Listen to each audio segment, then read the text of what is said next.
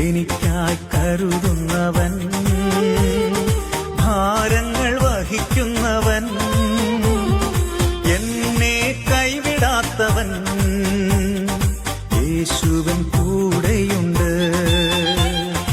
എന്നെ കൈവിടാത്തവൻ, യേശുവൻ കൂടെയുണ്ട്. പരീക്ഷ എന്റെ ദൈവം അനുവദിച്ചാൽ പരിഹാരം എനിക്കായി